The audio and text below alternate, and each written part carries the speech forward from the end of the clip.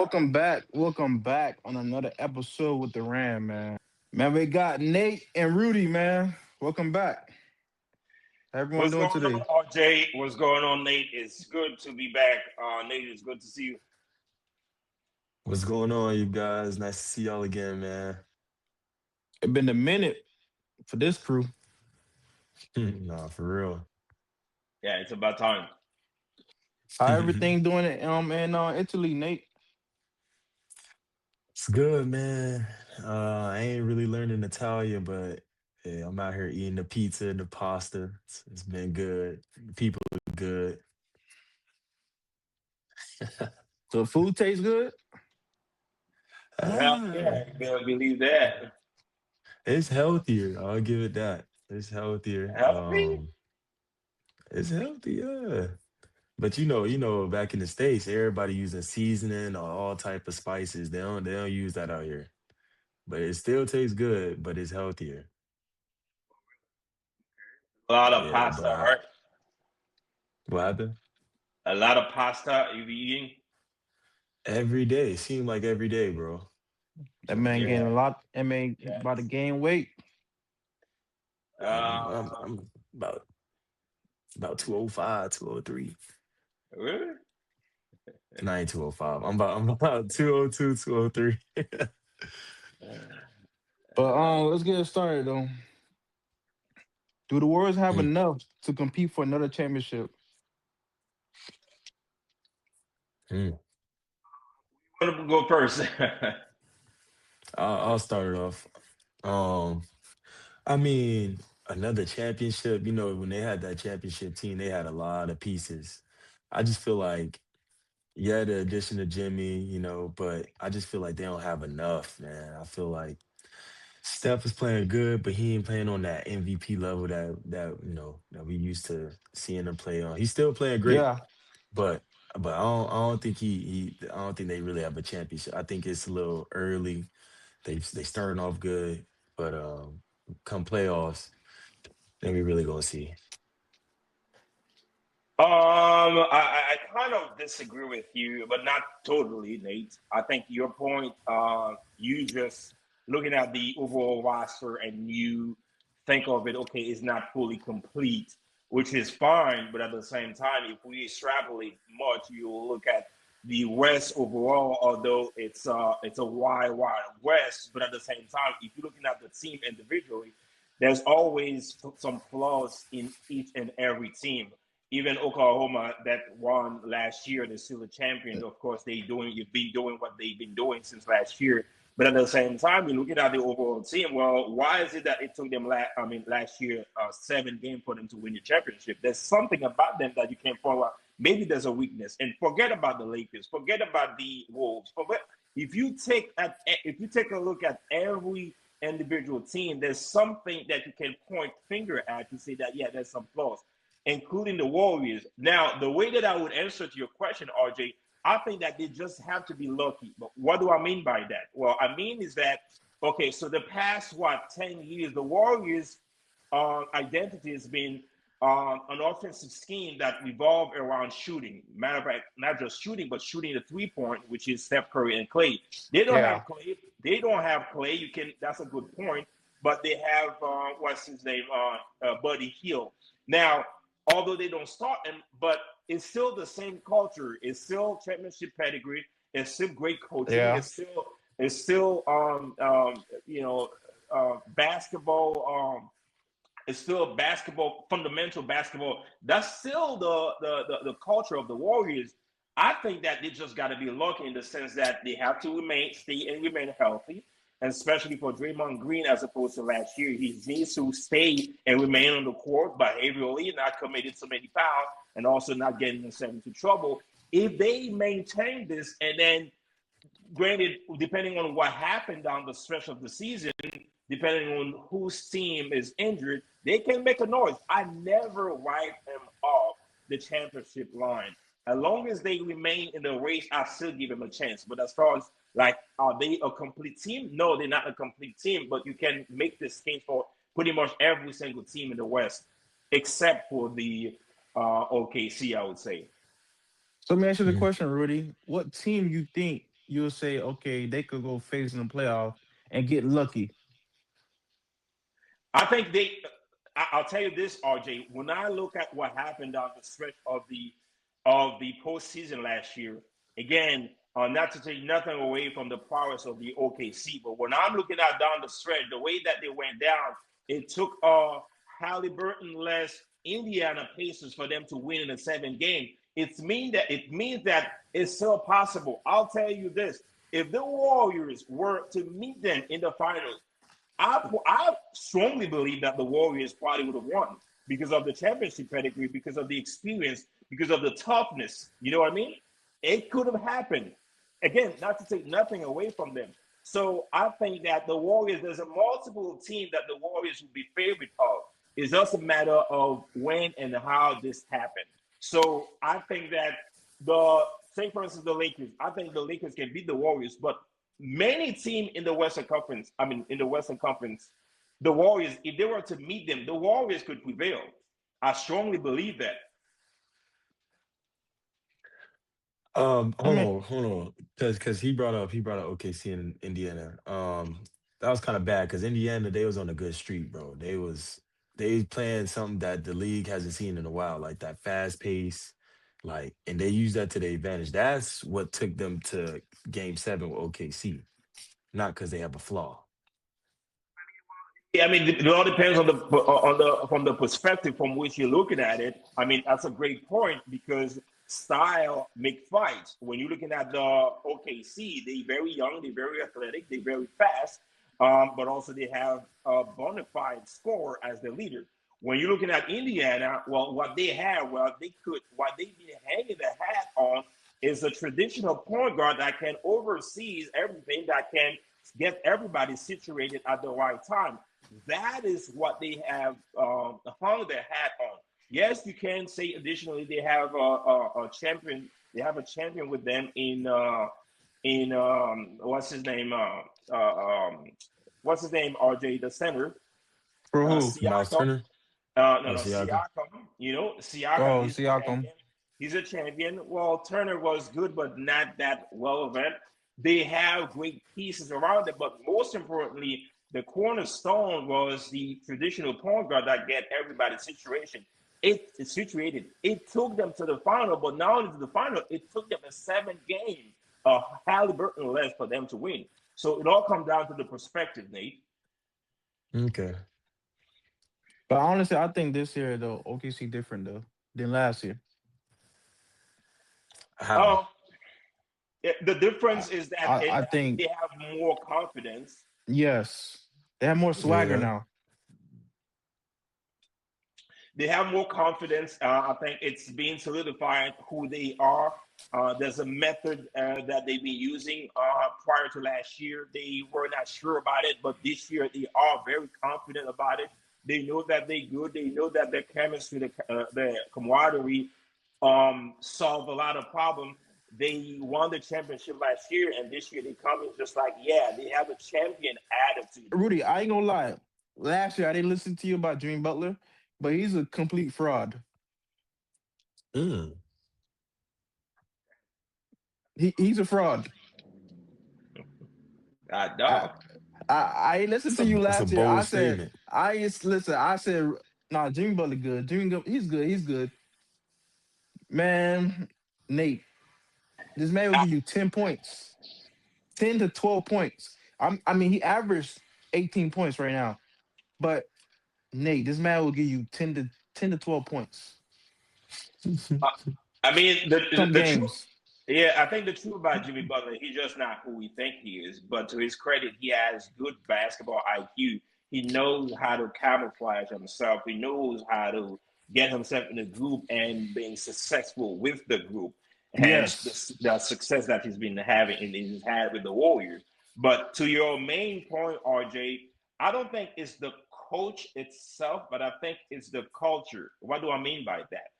Obviously they have won what 3 times over the For past 10 years, 4 times over the past 10 years. There's not much you can criticize. It's just a matter of perspective.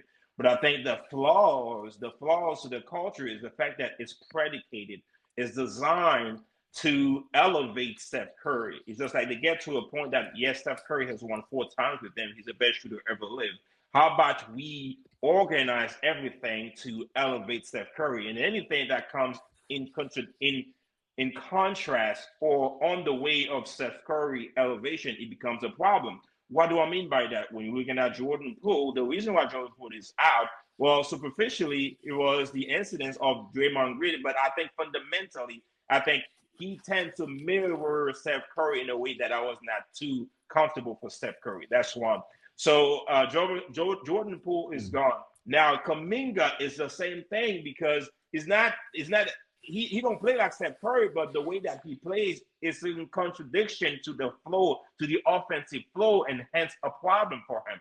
So I think the flaws to the culture is the fact that it's predicated on Steph Curry so much that any other talent that seems to contract Steph Curry is deemed incompatible and therefore getting out of the way. To the extent where even somebody like Buddy Hield that can shoot, I think he has some problem also, but he can shoot the ball. But I think his confidence been stripped away from him for the way that he's been used. Yes. I think that he capitulated too much to Steph Curry. I think that he capitulated too much to Jimmy Butler. Where as a shooter, he's lost all his confidence. He's lost all his swag. Ultimately, that will trickle down to the whole team and therefore the success of the team. So yes, a lot of credit to the culture, a lot of credit to the coach. But I think if there's one flaw that you can pinpoint out is the fact that the whole focus is on Steph Curry. And anything that comes close to Steph Curry's way is deemed to be problematic and incompatible. Does It's Buddy Hill like start? no. He doesn't start, So which him I and think is Jordan still. Poole, him and Jordan Poole both came off the bench. So I don't understand how that can affect Curry. Thing though. So whenever, remember, first of all, they didn't win the championship back 2 years ago without Jordan Poole. If you remember the Boston series, there was a time where Yeah, yeah. Steph Curry could not have been Steph Curry. It took the brilliance, the sauce of Jordan Poole. You know what I mean? For them to get it over the Mhm. hump, and after Steph Yeah. Curry just finished it. What I'm saying is just like there were numerous times where certain shots that Jordan Poole were taking, it was not just this dislike, but also frowned upon.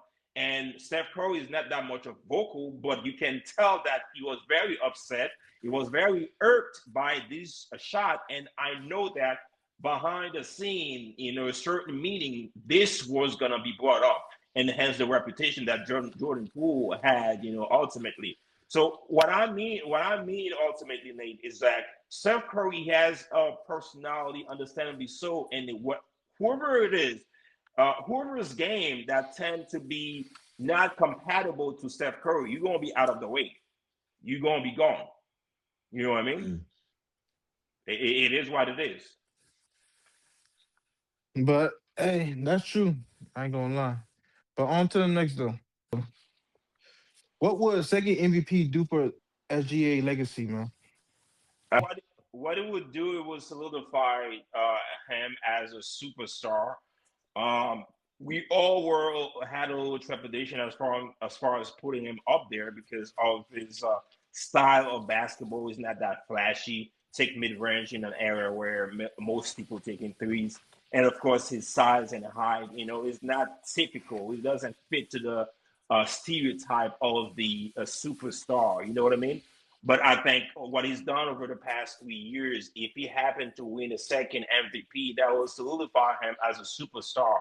He will bring much more confidence, much more swag in his style, and maybe by next season we will probably around the league or around America, we'll probably see more people relating or emulating his game as opposed to other players around the league. So that's what it would do for him. It's just solidify him as a superstar. Nate? Well, I hope so. I hope so, Rudy, because I'm tired of this 3-point era, man. They need to get the mid range back, bring it back for Critical that is everybody. you shoot threes. What the? Exactly. It don't make no Hey, sense. Like what? time out, time out. What?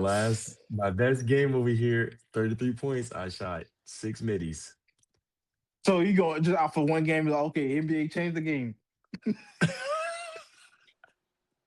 Hey, I'm just saying, man. Maybe it works. I see what SGA doing. I, so people gotta, they gotta start changing it, change that era.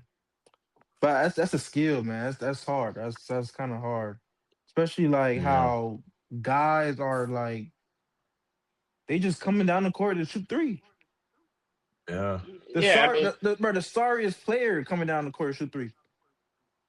yeah. We gotta change it, bro. We gotta change it. yeah, I mean, it's always happened. So the 3 point era started way back in 2015 after Steph Curry won the first and the second MVP back to back, and then it was the introduction of the new era of everybody shooting threes, and that has been emulated for the past 9 years, I would say.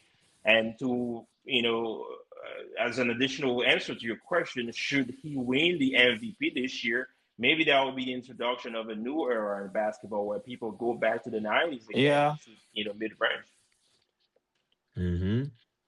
because boy, if he win another one, boy, woo, But they're no, gonna be yeah, they. Listen, it will be some talks. what type talks? Hey, I'm just saying, Carragher top five point guard, You just told me he's not a point guard. but obviously his position is point guard. It's No, not no, no, Just shooting no. like Which guard. one is it? Which one is it? No, but I'm Yeah. saying no, but Nate, he's playing point guard. I Like mean, we just like to just like us, just like Devin Booker, Nate. He's not a true point guard, but he played a position. He's assuming the position of a point guard, but we or know that he's a He two guard. like Dame. he only Dame's a two guard. Dame is a two guard. Steph Dame Curry is is a a two. point guard.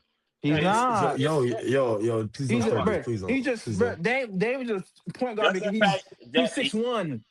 yeah, That's the only reason why. what we mean that he's not a traditional point guard. I mean, you can make the case if you want to argue with us that the traditional point guard is a thing of the past. Now it's a matter of two guard playing the role of a point guard. Yeah, it's Meaning, positionless. yeah, meaning that you have to have the ball in your hand, passing the ball, but at the same time you have to have the ability to shoot the ball. That's the thing right now. But what we're talking about is that these players, they playing the role of a point guard, but they basically, I mean, they practically two guard. Because they're high. Just because they're high. That's all. Yeah, they're high It's just and funny. they're focused on the shot as well. It's just funny to me because we talked about this before the pod, and I asked y'all, was he a point guard? And out of both of y'all mouth, no, he's a No, shooting guard. He's yes. a Listen, two. listen. He's a two in my He's a eyes. two guard. It's not even your But eyes, RJ. By but definition, but he start as a point guard. Like I'm not no GM. I'm not no coach. If I was a coach, I'd put him as a two guard. But he's for them. He's a one guard. Oh wow. Okay. So Jokic, what is Jokic then? point Point forward guard. guard. Yeah, He's a point guard. He's what? What Rudy He's a say? What do you say, Rudy? he's a point guard, Nate. wait. Rudy said point forward. He's a point He's center. a point forward. Point guard, Nate. Oh man, y'all funny. Y'all funny. I mean, But he's a Joker is a point guard. But they can look. But I think the nuance here, here's the nuance. The nuance, point guard is not just a matter of position; it's a matter of mentality as well. Okay, so your argument is that just the fact that somebody is playing the role of point guard, you should call them point guard. But no, point guard is more of a mentality as well. You know what I mean? That's the reason why that a lot of people think that LeBron James should not be compared to Michael Jordan because Michael Jordan mentality is about scoring. He's a killer. You know what I'm saying? But LeBron James should be more compared to Magic Johnson.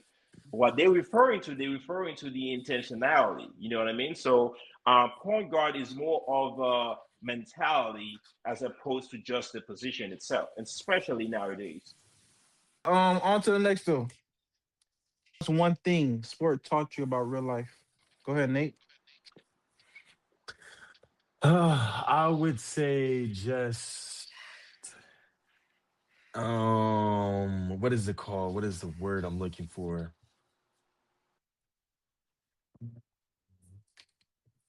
Like time management skills. Just waking up for college, waking up early for to work out or have practice, and then you gotta go to class, and then you gotta make sure you eat, and then you gotta make sure you do your homework, then you gotta have a social life. It's like all that stuff just prepares you for the real world, man. And it makes life just easier. Like now I could wake up and go to the gym in the morning. Like if I was done with sports, I could just wake up, set an alarm, go to the gym, just do whatever I got to do without throughout the day, just being able to manage my time well and effectively. So I would say that's probably one of the biggest things that sport has taught about real life. Rudy. I agree with you again, Nate. Maybe I would frame it differently. But I think if one thing, there's many things, but one thing that sport has taught me is what we call self-discipline. And you can even slash it with self-awareness as well. And I can give you the reason for it.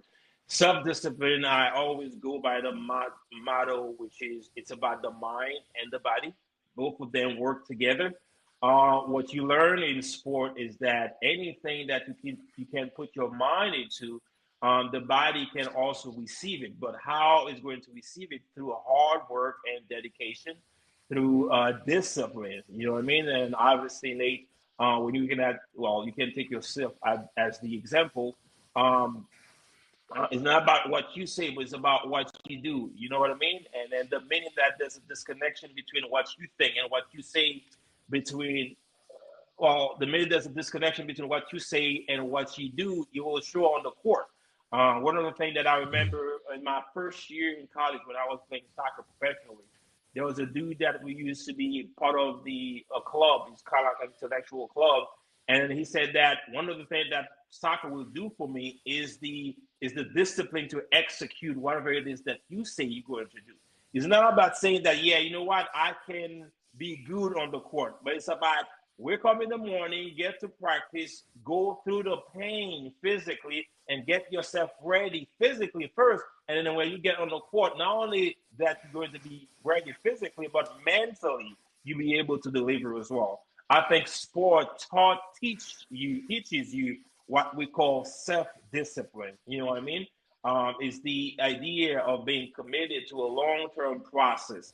That's why in sport we call it realization. Is the fact that after many steps, this is what you realize. After many sleepless nights, after many practices, when you see somebody making a shot like this, it took them a long time of practicing. You know what I Oh, mean? we know, we So know, we know. yeah, We know, boy. I remember that boy was a defensive player. That boy was Patrick Beverly. now he top two shooters on the podcast. Okay, you gotta uh, relax, relax, relax. but No, listen, the only reason because I have not played basketball. That's the only reason. But relax. But go Oh, ahead, Rudy.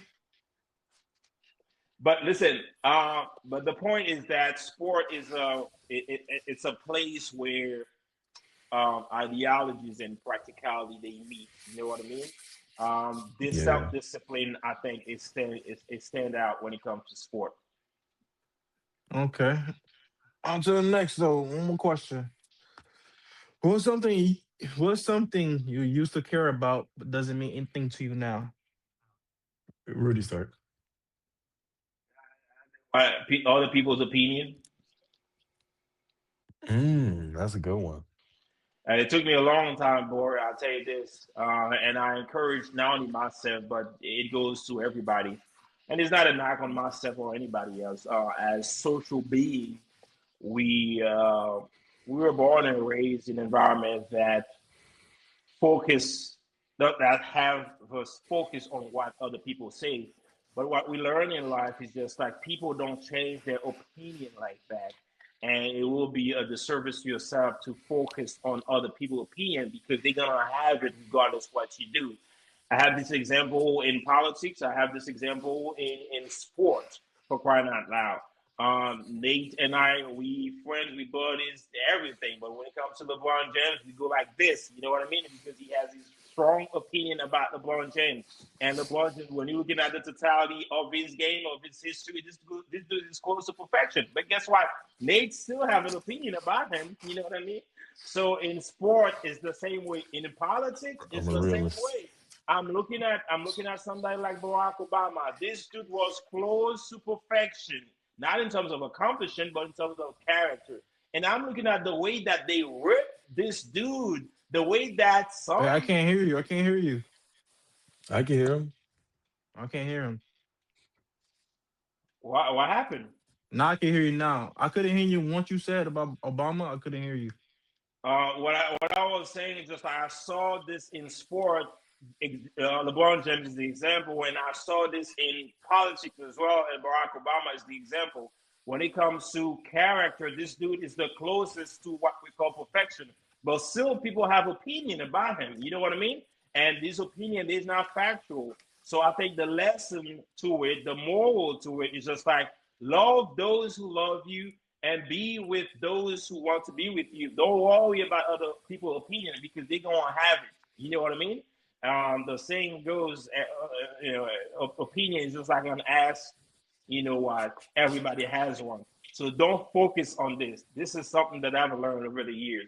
Do not focus on other people's opinion because regardless how good you do, people are still going to criticize you. Nate, I mean, Rudy really, because not caring about other people's opinions, that just like that's pretty big, and it's like it covers a lot of things. So I'm trying to really think outside the box. But I mean, I guess I could go with um just something you used to care about that doesn't mean anything to you now. Just needing uh how can I word this properly? Like needing something to make you feel better. I don't know how to really put that in a help me out here, Rudy. I wouldn't call it an addiction, but I mean it could be an addiction. But just needing anything, a negative substance, which is could be anything. It could be drinking, it could be smoking, it could be constantly talking to girls, like just like That like just fixing your priorities. yeah, I that's a good way. would, I That's a would, good way to put I it. would Yeah, put it this way: fixing your priorities, as in, it's not about what makes you feel good, but it's about what will be good for you in the long term. It's not about a good exactly. night. It's not about a good night at the club or a good night with a couple of girls. But it's about, if I do this tonight, what's going to be the consequences for 2 years later. I mean, Exactly. we all get to this point in our life where we started to prioritize, our life, differently, which of obviously course. we all working Well, on this. look at me. RJ. Great example. We have great example great, right here. great. I mean, we got three great examples. Hey, Listen, if we want to think, if really want to like really, really think about it, we have three great examples. Yeah, yes. in a million years, I'll never imagine myself having to have a gun. Shit.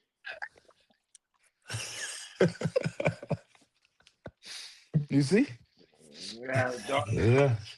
So yeah, but man, just fixing but your yeah, I mean, priorities. it's getting your priorities in line. Yeah. But man, that was the last question of the day, man. Listen, I appreciate y'all boys coming on. It was No funny. problem, man. It was a great Appreciate. session today. Oh Hey, yeah, Nate. appreciate the invite, man. All right, I'm gonna see y'all boys. Peace out, chat.